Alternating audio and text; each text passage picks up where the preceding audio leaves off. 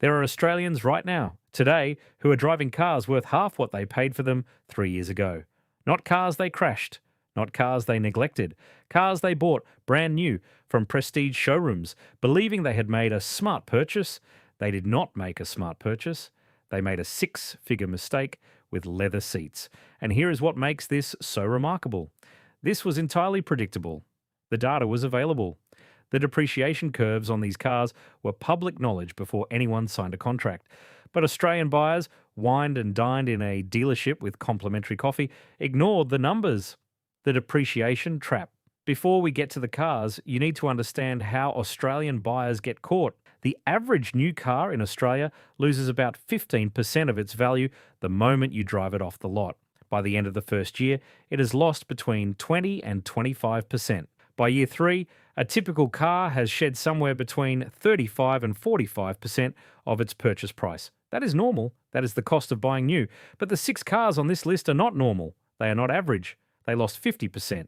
Some lost more, some lost significantly more, and the buyers who took the hit were not random. They were people who walked into dealerships with good incomes, good credit, and a belief that a prestige badge meant prestige resale value. That belief turns out to be one of the most expensive misunderstandings in Australian car buying. So what actually happened here? And more importantly, what does it mean for you? Number 8, Audi e-tron GT. The Audi e-tron GT was the car that was supposed to prove Audi could build an electric vehicle that mattered, not a compliance car, not a converted hatchback with a battery stuffed into it, a genuine flagship, a statement. It shared its platform with the Porsche Taycan. It had the same 800-volt architecture, the same rapid charging capability, the same core engineering from the same German engineers. On paper, it was a Porsche in an Audi suit.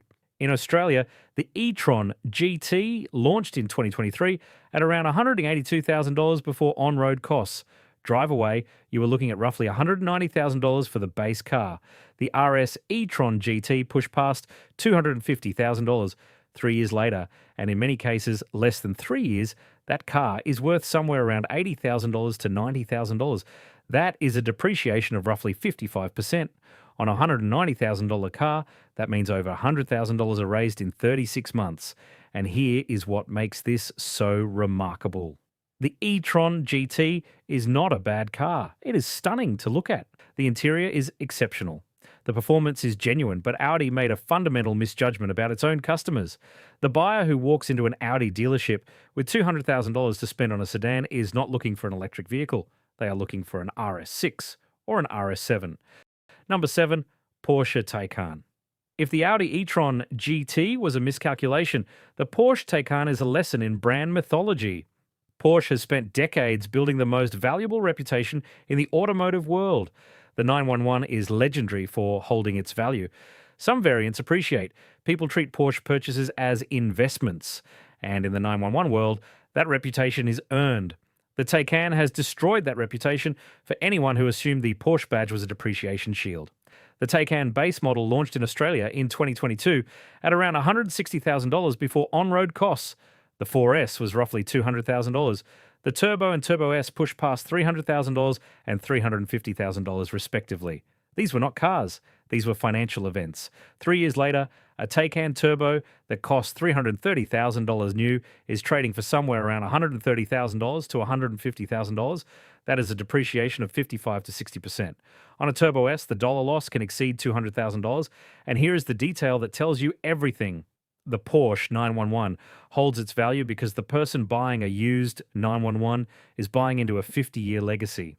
The engine, the sound, the driving experience, the knowledge that this is the definitive version of the thing.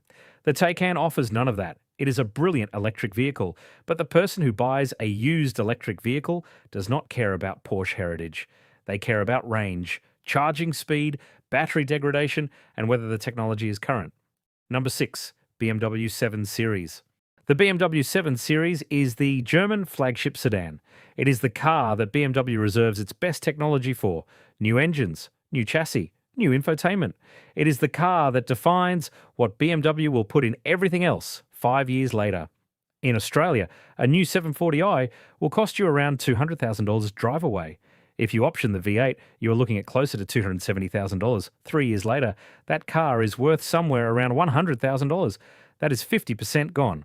$100,000 vanished.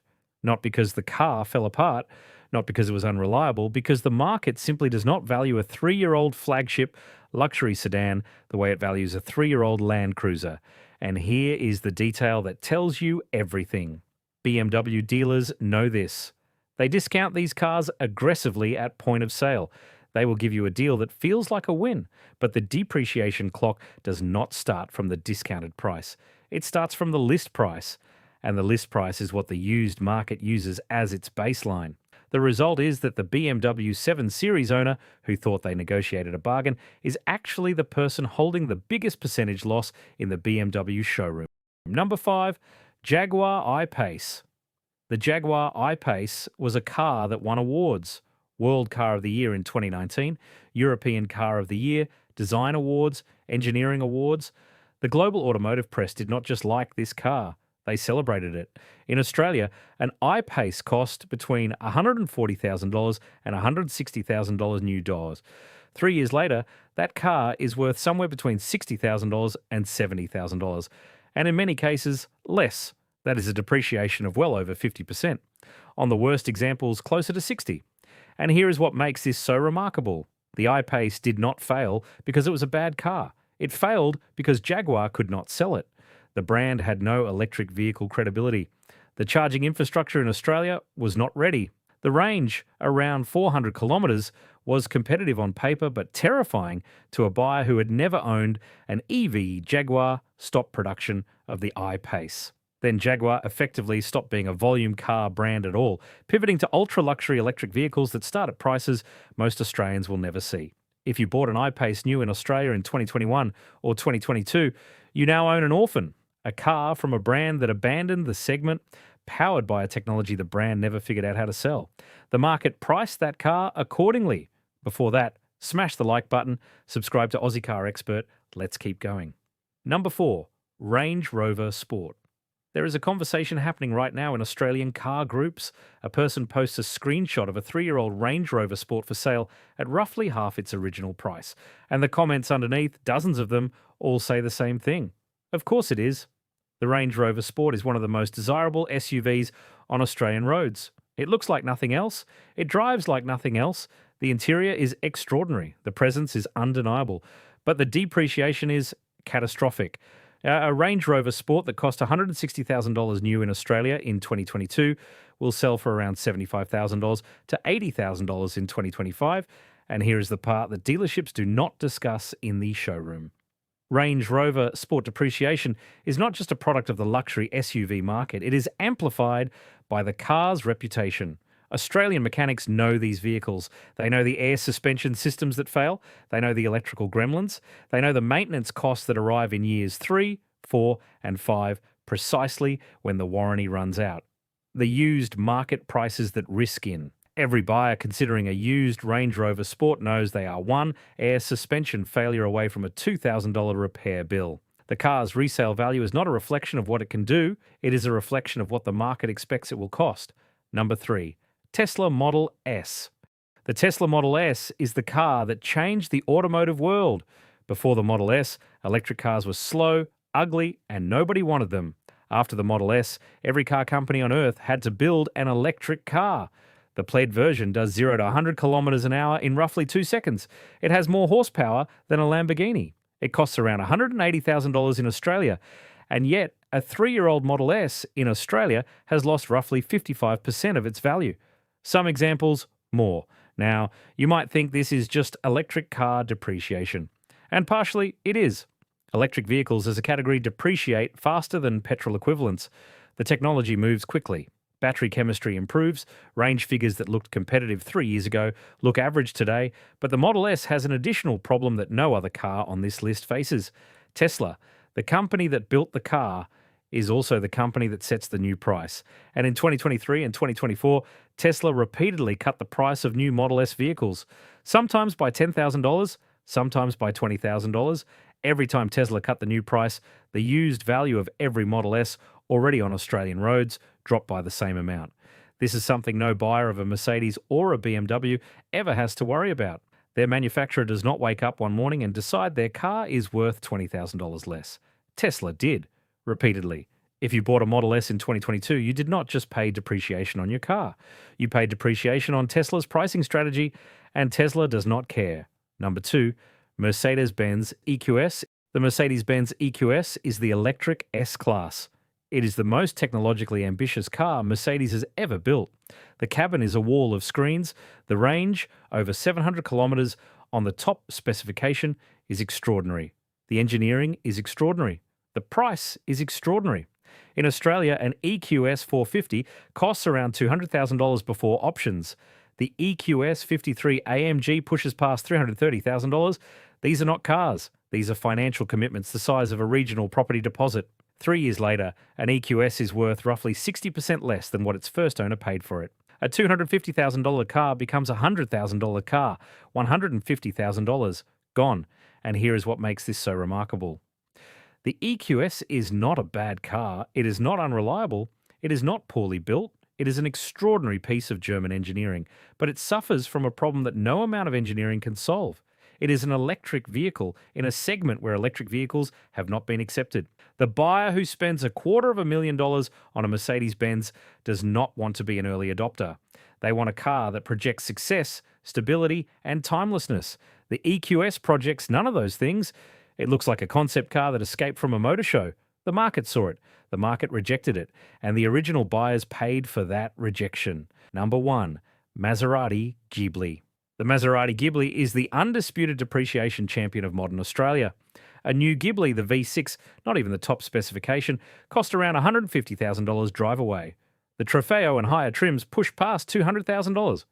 3 years later, a Ghibli sells for somewhere between $55,000 and $65,000. That is not 50% depreciation, that is 60%. On some examples, closer to $65,100,000 erased in 36 months. And here is the detail that tells you everything about why this happened. The Ghibli was a beautiful body wrapped around a parts bin. The infotainment system came from Chrysler. The switchgear came from the Dodge parts catalogue. In a car that cost as much as a Porsche 911, you found window switches from a Jeep Grand Cherokee. Australian buyers noticed. The reviews were brutal. The word spread. But the depreciation did not happen because the car was bad. It happened because nobody in the used market wanted one at any price that made sense. The person who buys a 6-figure sedan secondhand has choices.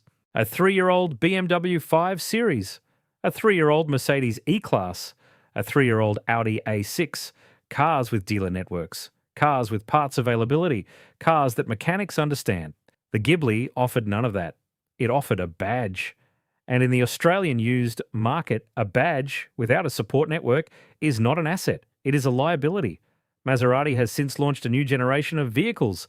The Grecale, the Gran Turismo. They are better cars. The pattern. So, what do all of these cars have in common? Not the country of origin, not the fuel type, not the body style. These 6 cars span sedans, SUVs, electric, petrol, German, British, Italian, and American. The single factor they share is that every one of them is a car bought for status, not for substance. The BMW 7 Series buyer wanted the flagship. The Jaguar I-Pace buyer wanted to be seen as an early adopter. The Range Rover Sport buyer wanted presence. The Tesla Model S buyer wanted to be part of the future. The EQS buyer wanted the latest thing. The Maserati Ghibli buyer wanted the badge, and in every single case, the used market looked at that car and asked one simple question. What does this actually give me that a cheaper car does not? The answer, in the Australian context, was almost nothing. The BMW 7 Series does not do anything a 5 Series cannot do for $60,000 less. The Range Rover Sport's presence comes with maintenance bills that erase the value of the presence. The Maserati Ghibli's badge says Italy, but its parts say Michigan, and the used market in Australia priced that accordingly.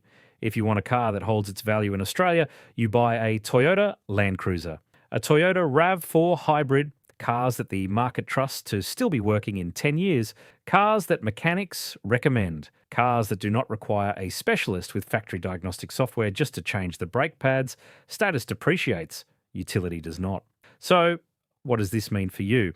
It means that if you're willing to buy a 3-year-old version of one of these cars, you can get one of the best deals in the Australian car market right now. A Maserati Ghibli for the price of a new Toyota Camry. A BMW 7 Series for the price of a new Kluger. a Range Rover Sport for less than a new Prado. But, and this is a very large but, the purchase price is not the cost of the car, the purchase price is the entry fee. The cost of the car is the purchase price plus the maintenance, the repairs, the insurance, and the depreciation that continues after you buy it. If you buy a $60,000 Maserati Ghibli, you are buying a car that was designed to be serviced at a cost that matches a $150,000 purchase price. The maintenance bills do not depreciate. Only the car does. The people who bought these cars knew made a mistake. Not because the cars are worthless, because they paid a price that the market was never going to support. The market has now corrected that price. If you want to be the person who benefits from that correction, rather than the person who paid for it, the information is right in front of you. If you got something out of this, hit subscribe. Every week on Aussie Car Expert, we break down the Australian car market with data, not opinions, so you can make decisions that protect your money. Drop a comment below. Which of these 6 cars shocked you the most? And more importantly, would you buy one at the used price? I want to hear it.